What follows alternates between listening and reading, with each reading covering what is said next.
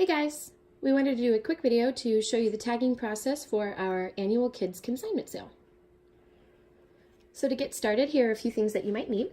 For tagging clothing items, you're going to need some safety pins. Now the safety pins you will not get back. You may also, if you choose, also like to get a tagging gun. Now this tagging gun in particular I got off of Amazon for about $12. It came with over 1,000 tags. It's been really helpful for me personally. For tagging non-clothing items such as books, gear, toys, or big items, you may also want to have on hand some tape, some plastic bags, some fresh batteries if you have any items that have batteries in it, and some disinfecting wipes. The great thing about having the disinfecting wipes and the batteries on hand is that if you put a fresh set of batteries in any items that have batteries, on your tags you can put down that it works. You can also if you disinfect your items, you may want to make sure that your items are clean first of all, but if you disinfect your items on your tags, you can also write sanitized, which has been pretty effective at selling items. The last thing that you're going to need is you're going to need these tags that are specifically perforated that you can purchase at Mommy Moments or you can purchase at the church office. Now these are tags that we use for the sale. Some of the tags may look a little different. We've had a couple different printers and different tag types in the past, but you do need to actually purchase these tags from Mommy Moments, and they are specific because they are perforated, which helps with the tearing off process and the checkout process.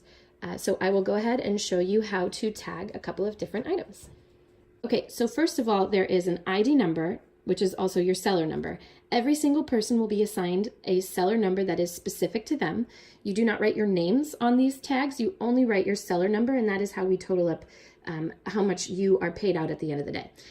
It is very, very important that you fill out both the top side and the bottom side, because what's going to happen is that you're going to attach your tag to your clothing or to your gear or to your item at the top, and then the bottom section will be pulled off by our taggers at the checkout process, will be pulled off. Okay, so this is how I would fill it out, and then I would go ahead and attach it. The box down here in the bottom corner is in the event that you want to have items donated after the sale that you don't sell. You can go ahead and make a check mark on that box. That lets us know at the end of the sale, when people are helping separate items to get back to you, any items that have a check mark on them, they will actually just put in the donation box for you, so you don't have to go back and sort through those. So this is how you fill out the tag. Again, it's very important that you put your seller ID number and your price on the top and the bottom. Now, the great thing about the seller ID number is that it will be your number.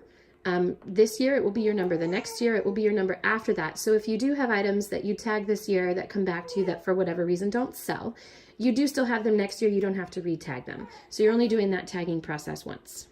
Attaching tags to clothes is pretty easy. You need to have, again, either your safety pins, or if you have one or you want to have one, you can use a tagging gun.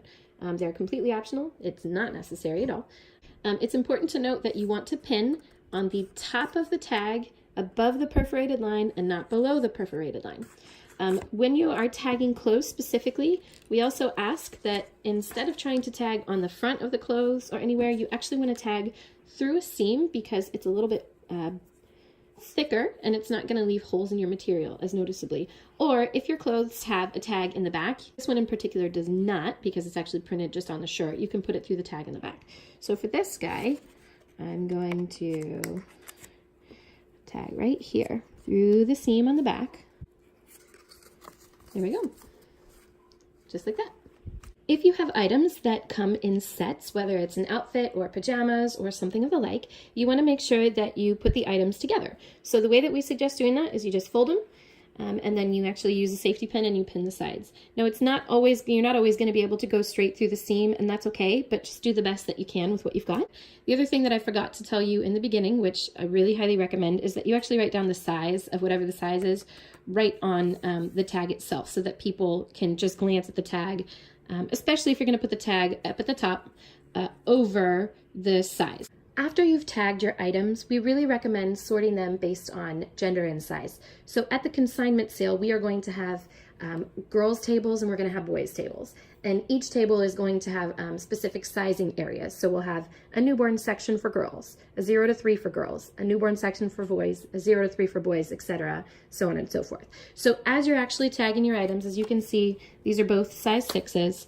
So when you're tagging your items and you're ready to pack them in your boxes, your containers, whatever transportation method you're going to use, getting your items from your home to Mommy Moments, pack them in the sizes and genders that go together. So I've seen people, put a bunch of sizes in their totes, and then they've taken tissue paper or construction paper or whatever, and they've written, under this size is newborns, boys, and then they put the construction paper on top, and then they just do a different size. Whatever method works for you is great. But the reason that we suggest that is because when you get to the consignment sale, it'll make it much easier to unload all of your items. Because if you're someone who has 20 or 30 totes, you may need some help. So the next person's going to be able to grab the tote and see what's in there and be able to unload all of those sizes for you. It'll make it much faster for you and streamline. So just remember, as you're tagging your items and you're packing your boxes, to do that in the beginning, or it's going to be a much bigger headache for you in the end. So when you're tagging items like toys or books or gear, it's important that you make sure to bundle any items together that go together. So for example, this is just a little cat car toy that has a motorcycle with it. So what I did is I just put it in a little plastic bag so that it wouldn't get lost. So what I suggest doing, if you do the plastic bag route, is you put it in, and then also you take the edges and tape them down. And what this is going to do is it's going to keep people from taking it out or the pieces getting lost or jostled or whatnot. It just makes it a little bit easier. So that's actually taped down. Then what you do is you fill out your tag appropriately. There's this perforated line right here. Anytime you want to tape, you tape above the perforation. Okay, above the perforation. Do not tape over the perforation, because the perforation is where the people who are doing the checkout process, if someone buys this, they're going to take it and rip it off. So put your tape above the perforated line and just tape it to the bag like so. I wanted to make a special note here. We talked about earlier using disinfecting wipes as one of our items to have on hand. So because I went ahead and pre-disinfected this item on the tag, I wrote sanitized. It's also really important to note that at the current time, when you are pricing your items, you want to reasonably price your items, and whatever that means to you, that's fine. But we do ask that you do them in at least increments of 25 cents. So here's what it's going to look like at the checkout process. So they're going to stand in line, and they're going to go through our tagger section. And what the taggers are going to do is they're going to take each item, and they're going to pull off the perforation and set it aside. They're going to do that for each item that the person wants to purchase.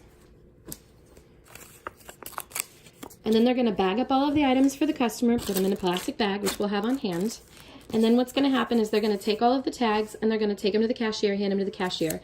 The cashier is going to total up all the tags, and the customer is going to check out. Okay, so in this particular instance, everybody has, all of these tags are $150, but that's just because I made my tags. There could be 8 or 10 different tags for different sellers in here. What's going to happen afterwards is that our staff, our volunteer staff for our event, is going to take them and separate them into bags. And each person's going to have their own bag in the background that has their seller number on it. And so at the end of the sale, all of the tags for items that you have sold are going to be in your bag, right? And then we're going to total up all of the items that you've sold. We're going to total up all of your dollar amounts, and then we're going to submit it to the church. The church will cut you a check.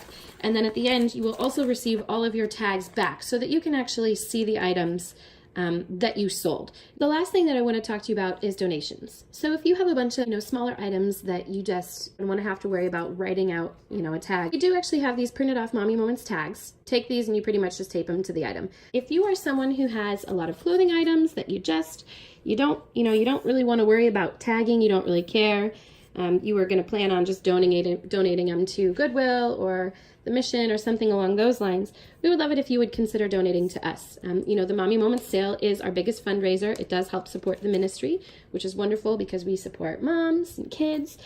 So if that's something that you would like to do, all we ask is that you make sure that your items are clean and washed, and you can drop them off to us at Mommy Moments as long as you have let us know that it is coming. And what we will do is we will go through and we will tag all of them just as if they were their own seller numbers. So what this tag would look like, for example, would be we would just write down Mommy Moments as our ID, we would write whatever price it would be, and then we would still tag it to the items and set it out. But you don't have to do any of that tagging stuff. That's 100% going to be us. If you want to donate, all you have to do is contact us, make sure your items are clean, and drop them off. And we can take it from there. And that's a wonderful way of still contributing to a ministry and the fundraiser if you want to. but you don't want to go through the hassle of selling and whatnot.